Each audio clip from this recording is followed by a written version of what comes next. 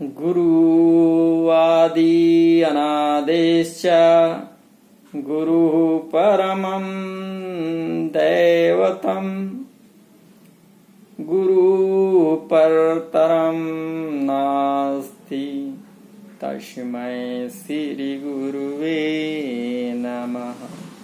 तस्मै श्री गुरुवे नमः। उस महान गुरु के लिए अभिवादन जो आदि और अंत है, जो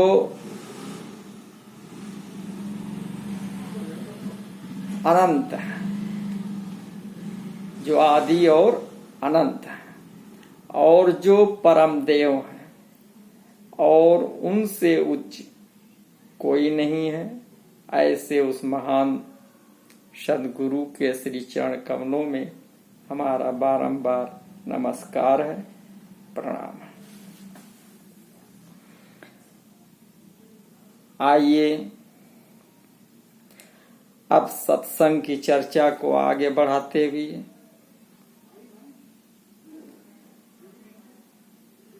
चलते हैं।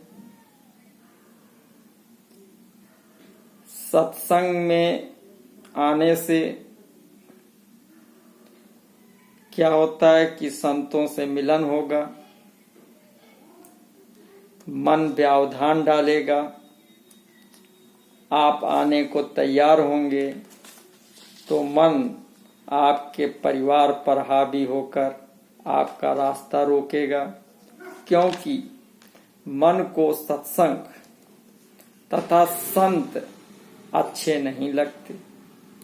वो तो आपको विषयों के तरफ ही ढकेलेगा। आप स्वयं कितना भी रोकने का प्रयास करें, लेकिन वो फुर्र से कहीं अलग चला जाएगा। इसकी चालबाजी तो केवल संत ही तोड़ते हैं। तो इस संबंध में कबीर साहिब जी का एक भजन याद आ गया, वो आप सब लोगों के समक्ष प्रस्तुत है। क्या भजन में बताया गया कि ये मन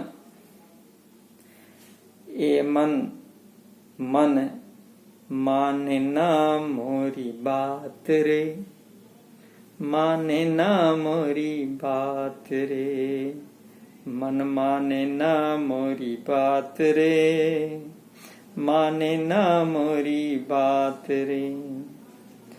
कैसे समझाऊं मैं, मन माने ना मोरी बात रे। यह मन मूढ़ मधुर अमृत तजी, यह मन मूढ़ मधुर अमृत तजी। अब गटकी गटकी कटु विषय फल खात रे, माने ना मोरी बात, माने ना मोरी बात रे। कैसे समझाऊं, एक पल थिर न रहत होए कबहूं, एक पल थिर न रहत होए कबहूं। सटकी सटकी भागे चहु दिसी जात रे, माने ना मोरी बात, माने ना मोरी बात रे।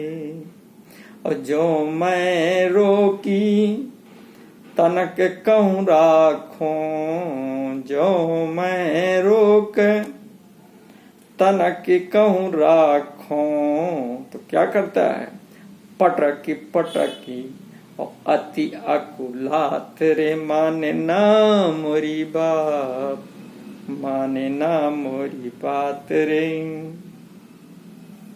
तो कहीं कबीर संत मेटत हैं, कहीं कबीर संत मेटत हैं।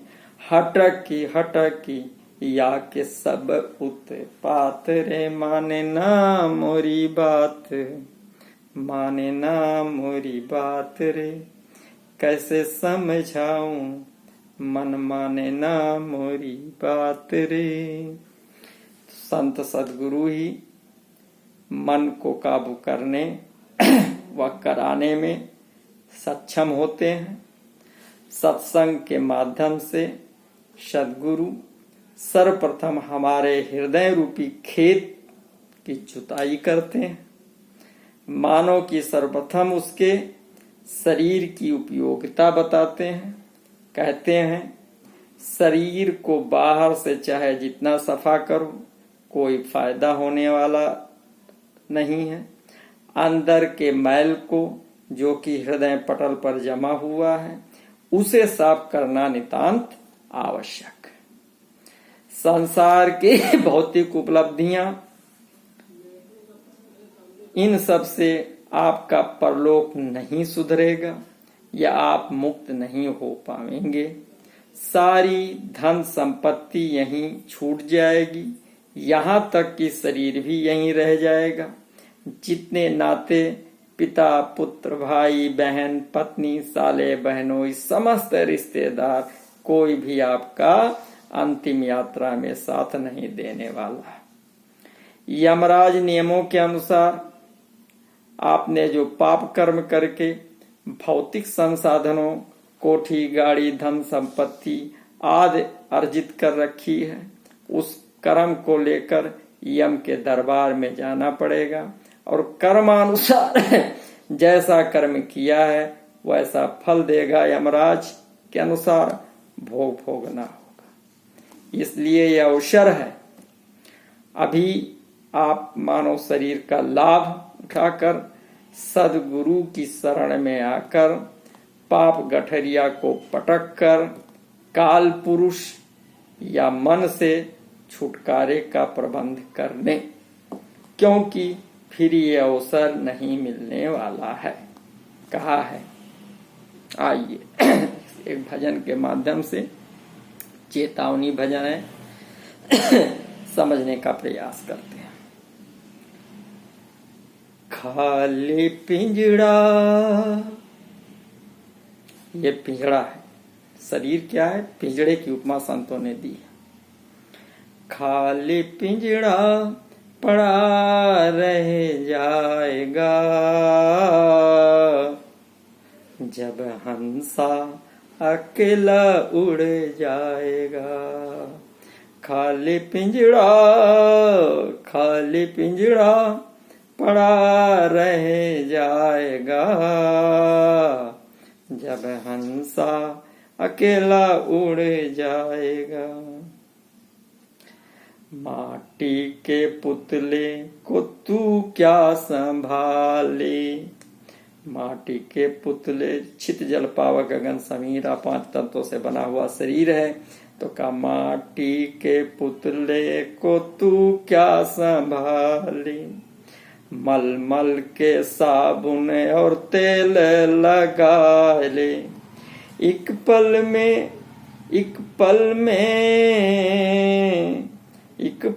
में बिखर सब जाएगा जब हंसा अकेला उड़ जाएगा। खाली पिंजड़ा पड़ा रह जाएगा जब हंसा अकेला उड़ जाएगा। और उड़ जाएगा तो क्या होगा? छूटेगी संपत्ति खजाने की सारी। छूटेगी संपत्ति खजाने की सारी। भाई बहन और पिता पुत्र नारी। भाई बहन और पिता पुत्र नारी। संग कभी नहीं कोई जाएगा। संग कभी नहीं कोई जाएगा जब हंसा अकेला उड़ जाएगा। खाली खाली पिंजड़ा पड़ा रह जाएगा, जब हंसा अकेला उड़ जाएगा। जब तुम्हें दुनिया से जाना होगा, जब तुझे दुनिया से जाना होएगा, कर्मों की गठरी उठाना पड़ेगा, कर्मों की गठरी उठाना पड़ेगा। फिर क्या होगा? फिर समझ समझ पछताएगा, फिर समझ समझ पछताएगा, जब हंसा अकेला उड़ जाएगा। खाली पिंजड़ा पड़ा रह जाएगा, जब हंसा अकेला उड़ जाएगा।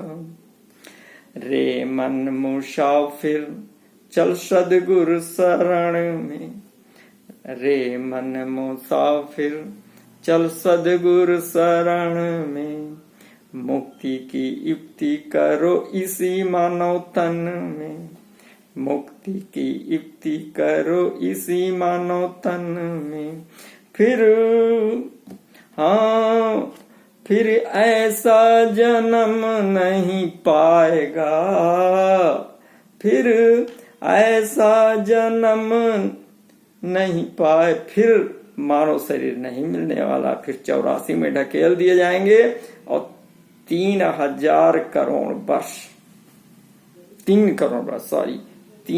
करोड़ वर्ष तक विभिन्न योनियों में भटकना पड़ेगा। इसीलिए कहा कि मुक्ति की युक्ति करो इसी मानव तन में। फिर ऐसा जन्म नहीं पाएगा, जब हंसा अकेला उड़ जाएगा। खाली पिंजड़ा पड़ा रह जाएगा, जब हंसा अकेला उड़ जाएगा। तो संत सद्गुरु सत्संग के माध्यम से हृदय को साफ करते हैं, हृदय पर चिपके हुए मन के विकारों को समाप्त कर फिर नाम रूपी बीज का बीजारोपण करते हैं। तभी गुरुदेव जी ने कहा कि जब ही नाम हृदय गया, भया पाप का नाश, और जैसे जिंदगी आग की पड़ी पुरानी घास। क्योंकि भव भय भंजन केवल नाम है। नाम के बिना किसी भी हालत में हृदय में शुद्धता नहीं आ सकती। काम, क्रोध, लोभ, मोह व अहंकार का सफाया नहीं हो सकता। नाम बिना हृदय शुद्ध न होई, और कोटिन भांति करे जो कोई। चाहे जो कर डालो, बिना नाम के हृदय शुद्ध होने वाला नहीं है। चाहे जितना वेद, पुराण, शास्त्र, गीता, रामायण, गुरु ग्रंथ साहिब, बाइबिल, कुरान, तौरात आदि या धार्मिक ग्रंथों का अध्ययन, मनन, पठन, पाठन कर डालें। पूजा पाठ, यज्ञ हवन, व्रत, उपवास, जागरण, ध्यान, समाधि, प्रेयर, रोजा, नमाज इत्यादि कर डालें। तीर्थाटन कर डालें, गया जी में पिंड परा दें, इत्यादि इत्यादि कर्म कर डालें, परंतु नाम के बिना इन 5 चोरों का विनाश नहीं हो सकता। गुरुदेव जी ने कहा कि काम, क्रोध, मद, लोभ, अहंकारा, और वो ही साधु इन्हीं जो मारा।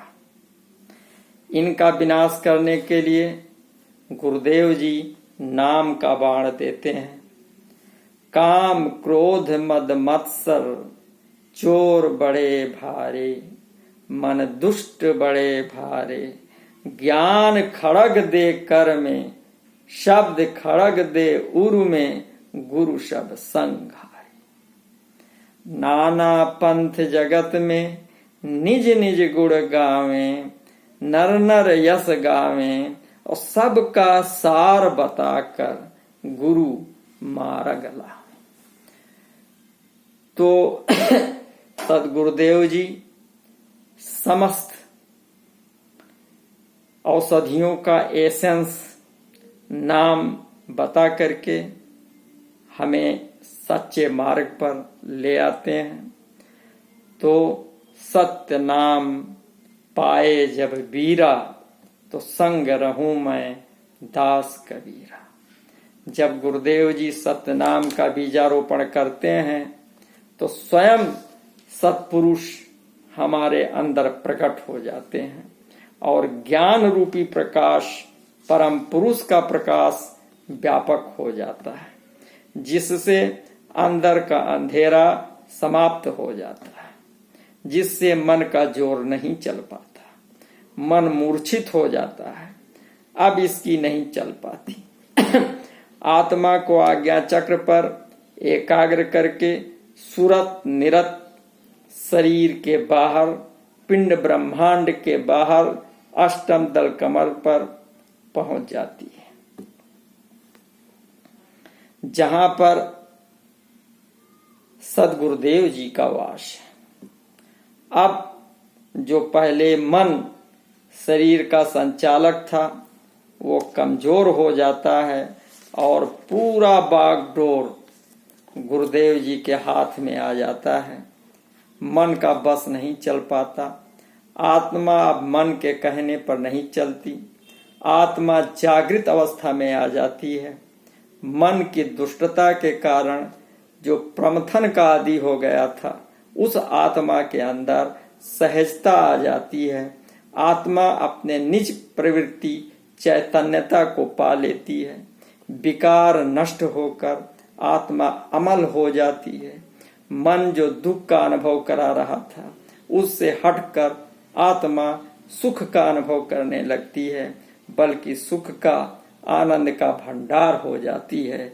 जो उसकी स्व की वृत्ति है वो अपने वृत्ति को पा लेती है। मन जो बार बार आत्मा को प्रेरित करता रहता था कि तुम शरीर हो, तुम्हें बारंबार सांस लेना है, छोड़ना है, वरना तुम मर जाओगे, तो आत्मा स्वयं सूरत निरत को अष्टम दल कमल पर स्थिर होकर समझ गई कि मैं तो अविनाशी हूं, मेरा किसी भी अवस्था में, किसी भी काल में विनाश नहीं हो सकता। ये तो भ्रमांक स्थिति थी, मैं तो अविनाशी सत्ता हूं। यही तो जड़ चेतन की ग्रंथि थी, जिसने कहा था, जिससे कहा गया था कि जड़ चेतन ही ग्रंथि पड़ गई, यद्यप मृखा छूटत कठिन। ये गठान खुल गई, मैं स्वतंत्र हो गया। तन थिर, मन थिर, बचन थिर, सुरत निरत थिर होए, कहें कबीर वा पल की कल्प न पावे को। ये स्थिति आ जाती है, आत्मा अपनी संपूर्ण प्रवृत्ति पा लेती है, जो कि अविनाशी चेतन अमल सहज सुख राशि है। ये है नाम का कमाल, ये है सत्संग का कमाल। ये नाम क्या है? क्या ये सभी धर्मशास्त्रों में वर्णित नाम है? नहीं नहीं नहीं।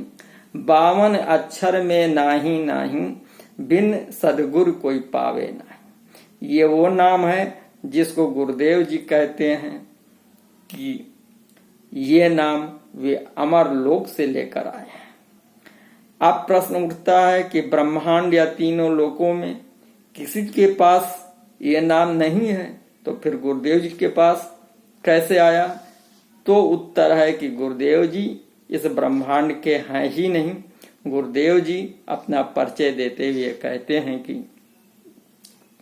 हम वासी उस देश के जहां पार ब्रह्म का खेल, और दीपक जले अगम का बिन बाती बिन तेल। गुरुदेव जी ब्रह्मांड के बाहर अचल अमर देश से ये नाम अमोलक लेकर हमारे यहाँ इस विनाशी ब्रह्मांड में आए हैं जहाँ के दुखों का घर है, यहाँ कोई सुखी नहीं है।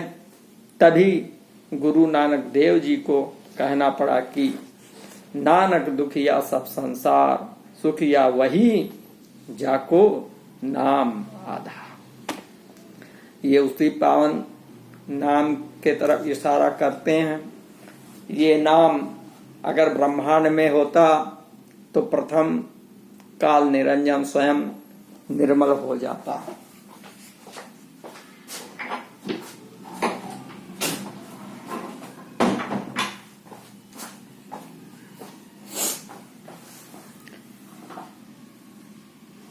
तो और जब काल निरंजन या मन निर्मल हो जाता तो कोई भी व्यक्ति विषय विकार की तरफ जाता ही नहीं। कहा है कि निर्मल मन सो मोहि पावा, अब मोहि कपट छल क्षेत्र न भावा। जबकि गुरुदेव जी का कथन है कि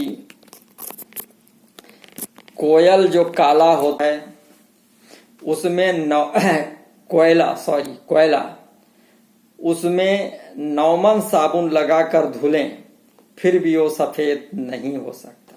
लेकिन तो भी मैं मान लूंगा कि कोयला सफेद हो गया, परंतु मन तो किसी भी हालत में निर्मल हो ही नहीं सकता।